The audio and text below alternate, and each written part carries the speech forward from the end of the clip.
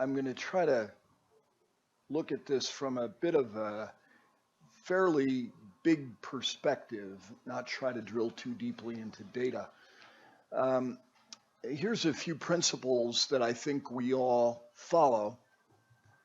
That is, resistance is inevitable. The data for combination Abi-Enza is not yet definitive. Please contribute to the Alliance or to the Janssen studies or the other studies.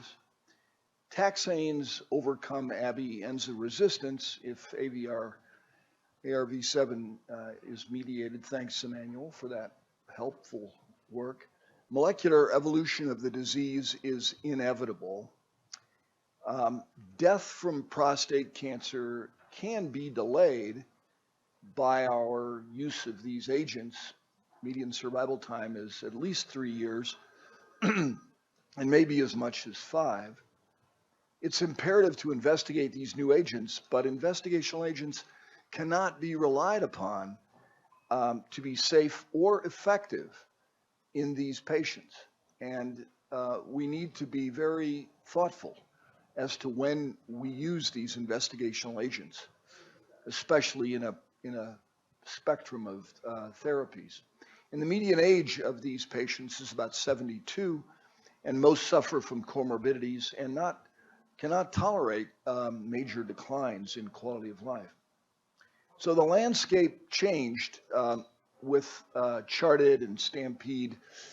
And I don't know how we say GTUG or GTUG, but it's all been in the last year or so, NRG's data. Thus, more and more patients are receiving docetaxel, and they're in the hormone-sensitive state. And plus, we have the ARV7 data, which now defines this Abi-Enza resistance. But yet, the landscape did not change yet. The newer AR inhibitors, Mary Ellen very nicely covered them, have not yet proven superior or even less toxic, and maybe more toxic in some cases. So what to do in this environment? Well, I did a very simple thing. I just took my 20 most recent patients who had gone through Abi and Enza, and I just looked at my decision-making points.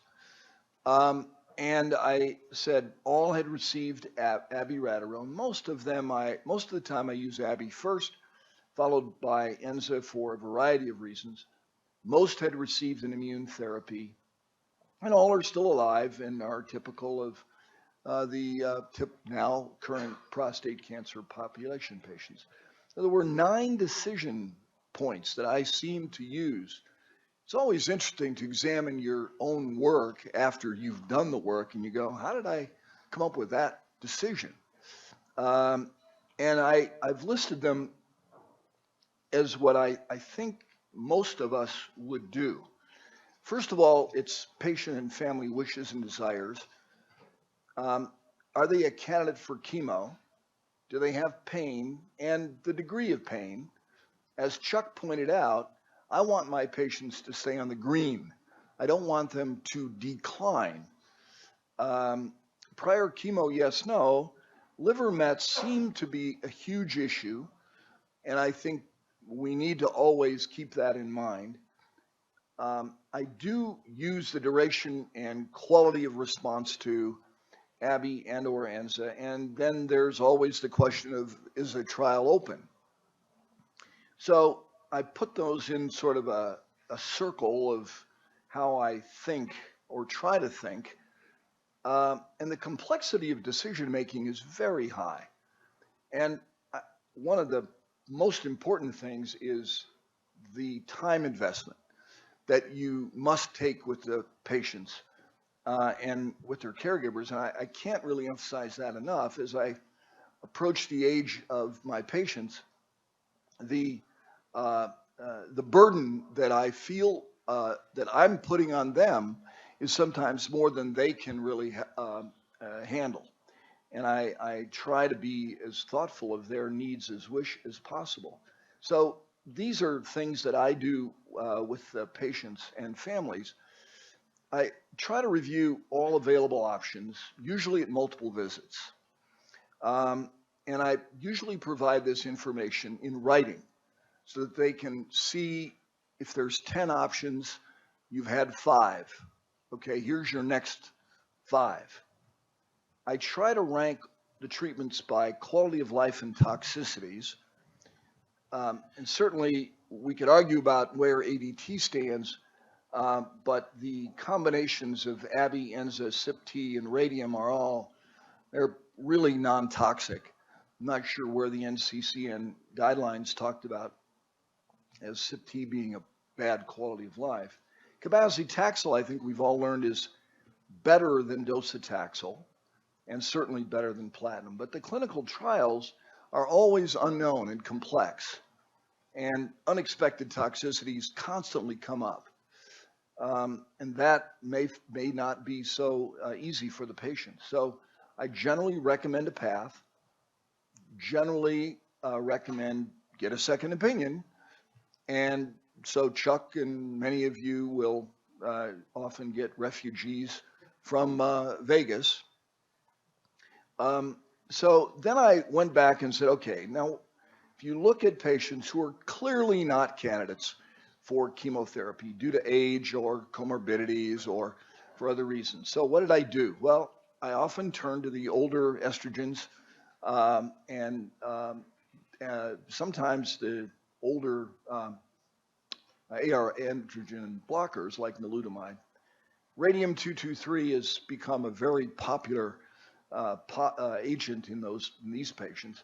Palliative radiotherapy, certainly the non-toxic newer agents, and every once in a while I screw up my courage and will give cabazitaxel to these really old people. And remarkably enough, as all of us have experience, you can sometimes be really lucky. For patients with pain, I think you're really obliged to treat that. Keep your patients on the green line, as Chuck said. Followed by radium, docetaxel, cabazitaxel. I'll consider off-protocol cabozantinib if I can get their insurance to pay for it, because it's a really good palliative drug. And on occasion of these 20 patients, one of them had samarium, so you can go back to that. The migratory mild pain, I think most of us will definitely go right to chemotherapy. A few points, and I think Oliver is going to be talking about this, the partner with radium. We clearly need to be able to treat not only the bones with radium, but we need systemic agents. We have liver and lung and nodal and soft tissue disease. So I'm cautiously putting people on low dose cabazitaxel combined with radium, and it's an N of 2, but nonetheless, we need clinical trials in that population.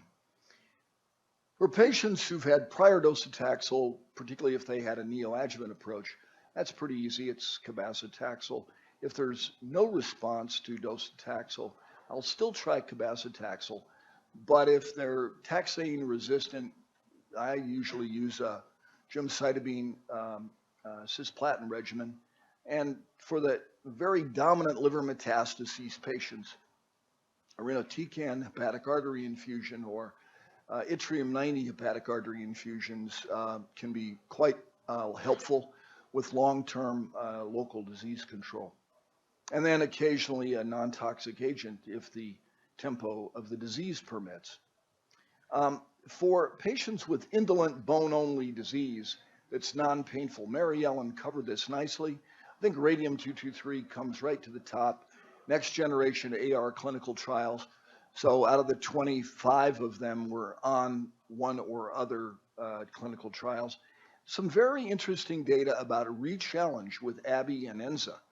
And I think Mary Ellen hit that nicely, that we don't really understand how long or what is the path of resistance in the vast majority of our patients.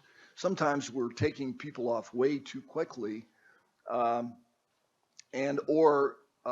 they met some perhaps artificial milestone on ABI clinical trial, and you can reintroduce the agent. I I was, the last point here is I try to defer docetaxel and cabazitaxel as long as possible, but I want to use it before they get weight loss, anemia, and anorexia. It's that I somehow have to look into the future and guess, but it's the whole idea of please don't lose weight, please don't become anemic. Please don't let your LDH rise, and because I want to start you on chemo before that happens. So here's sort of a quick conclusion. I try to administer all active agents to all fit patients. It's similar to colon cancer, where we now have a plethora of agents, and it's in colon cancer, it's the cumulative use of the agents that extends life. It may not be one, it may not be two, it may not even be three or four. I think we have to consistently review our prior therapy history with the patient. We have to explain where they are on the evolution of the disease. Always provide patients with option one, option two. Always have a backup plan. Incorporate clinical trial options. And then the hospice and advanced directives have to always, unfortunately, be part of our thinking. So that's it. I don't know if there's anything magical here, but thanks. I'm happy to take questions. Actually, that was great because it's just right down the middle of where we're all thinking and where we're all kind of stuck. And we'll take a question. I have a question for you. You know, it's interesting. There was this data a couple of years ago on glucocorticoid receptor. And then there was this data from, I believe it was the enzalutamide studies showing that people taking corticosteroids had a worse outcome.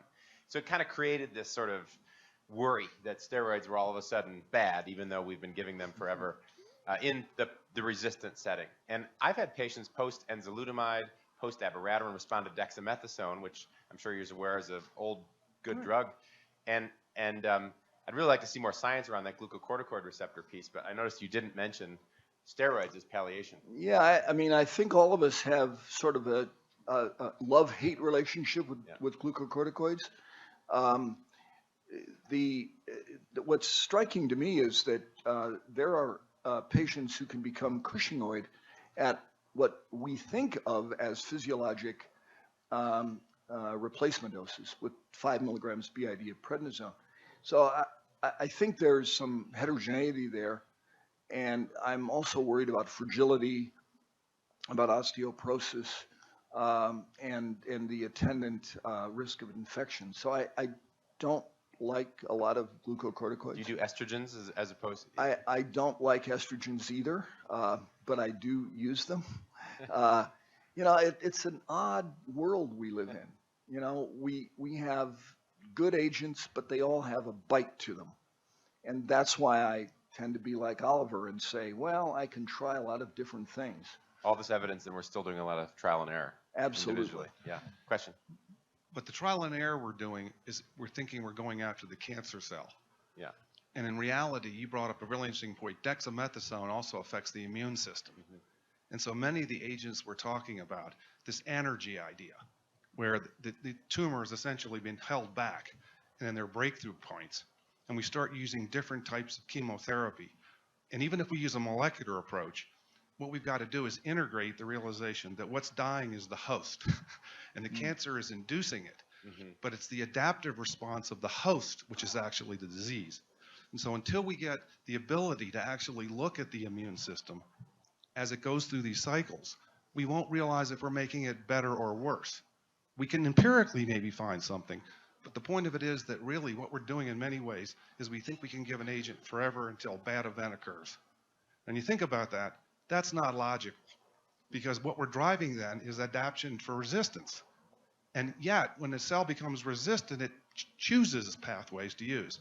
So we're not taking advantage of the fact that when we drive cancers a certain way, they're accumulating liabilities. If we keep doing that, we don't take advantage of those liabilities. So what we need to be brave enough to do is, you're right about the idea of staying on therapies long enough, but we need to think about the idea of using episodic therapies so that we're not driving we're essentially shocking the cancer and allowing the host to heal. Well, there's another part that I didn't talk about, and that is the very elderly, the 90, 88, 93-year-olds who have, in times of extremely interesting, rapidly proliferative disease, with sudden death. I mean, just PSA doubling times of 1 or 2 weeks. And I do wonder there about this complete collapse of the immunologic system. And what's happening there is to me a mystery still. Thanks.